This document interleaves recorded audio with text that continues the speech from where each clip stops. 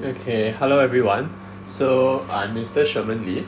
Today I will take all of you through the 2019 Paper 1 CSQ1, the one on tourism in the world economy. So I will split this lecture up into three different parts. The first part I'll go through the question dissection for the higher order questions, which are F and G. And then for the second part, I'll go through F in depth, and then lastly I'll go through question G in depth.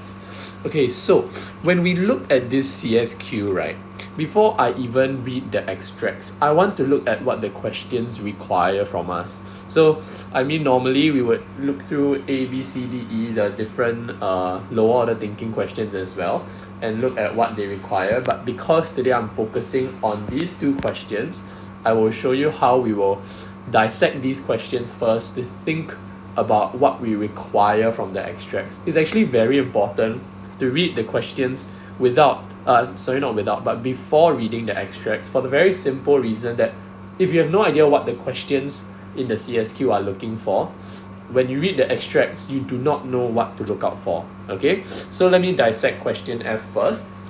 They say discuss the likely impact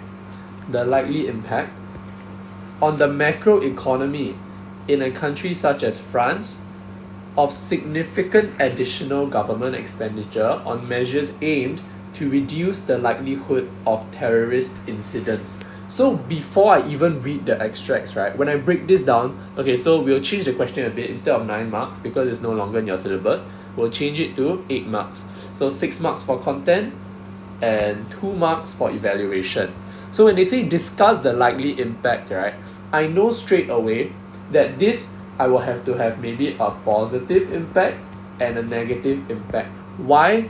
Because when it comes to discuss questions, right, higher order questions, we know for a fact that we need to have balance in our answers, and then we make a stand in our final conclusion.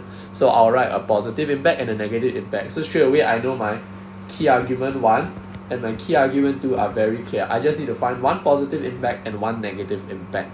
When they say discuss the likely impact on the macro economy, so this is very nice for us because we know macro economy, straight away we look at our macro goals. So we have 4 macro goals, right? Sustainable and inclusive growth,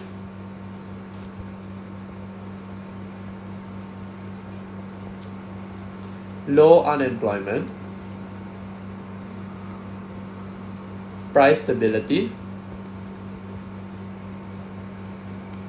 and favorable balance of trade.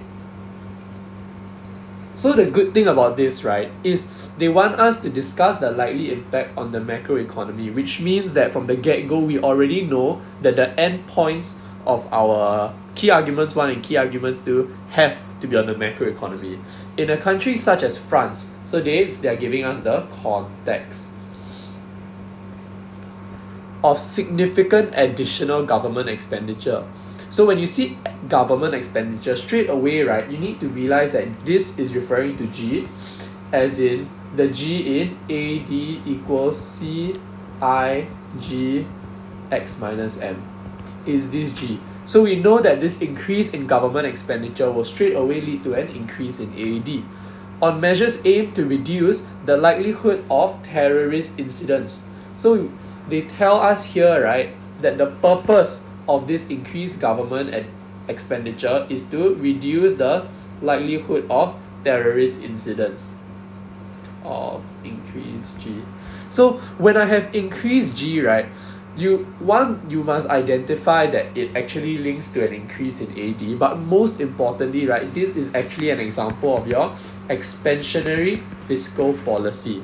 So because we learned in our econ syllabus that expansionary fiscal policy will likely lead to increase in actual economic growth, and as a result a fall in demand deficient unemployment. This is what we learn in theory, right?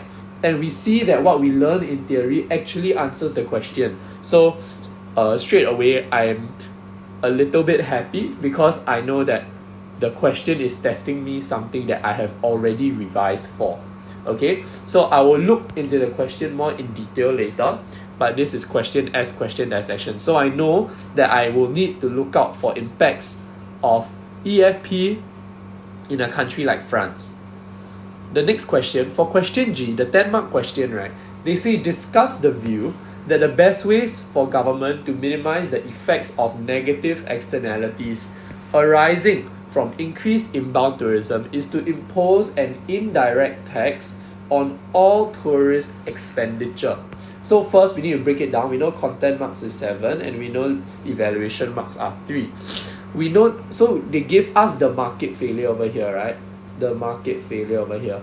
But something that a lot of you might not realize, or something that it's not as intuitive to catch, right, is you realize that from part A, B, C, D, E, you never talked about the market failure when it came to tourism at all, right? So the examiner has no idea whether or not you know or you understand what negative externalities are. So there's actually, in sort of way, like a secret body paragraph 1 where you have to explain how negative externality leads to market failure. So generally a rule of thumb is, if you've explained the market failure in a part before, you don't need to explain it again. But if you haven't, then as best as possible, you should explain the negative externalities or whatever market failure they give you first before you move on to the actual higher order thinking part of the question. So they say discuss the view the best way for governments to minimize the effects of negative externality is to impose an indirect tax on all tourist expenditure. So this one, right, we are very, very happy to see this also, because we know that this is a policy that we have learned within our syllabus. And because straight away, right, when they say discuss whether or not this is the best way to deal with the negative externality, I know that this is a policy question. And for my policy questions, right, if they say best way, best way, right, you need to give at least 2 policies. So it's a bit counterintuitive in a sense. Best is superlative and usually we need 3, but for our econ syllabus, 2 is sufficient. We compare between 2. If you have additional time, write 3, but 2 is sufficient. So when I look at policy questions, right, straight away what I think of is, I know for a fact that I will need to engage my OWL framework, my OWL framework, to explain my policies, right? The objective of the policies, the workings of the policy, and the limitations of the policy. Okay, so straight away I know that this question, I know my key argument, not really key argument, my body paragraph 1, I'll explain negative externalities.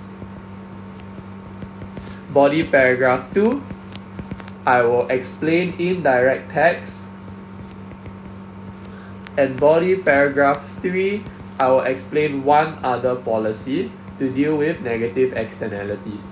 And the thing is here, right, they tell you clearly they want to minimize the effects of the negative externalities, which means they are trying to say they want you to, in the sense, solve the market failure.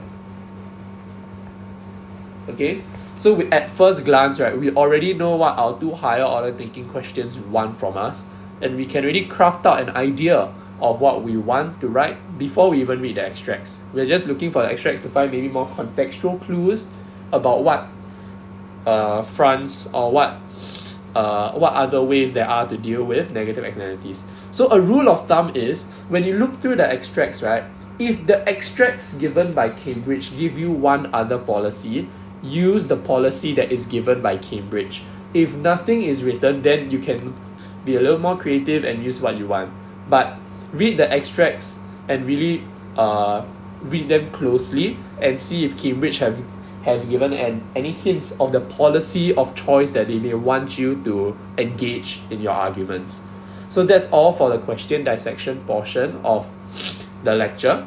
Next lecture, I will focus on part F of this CSQ. See you next time.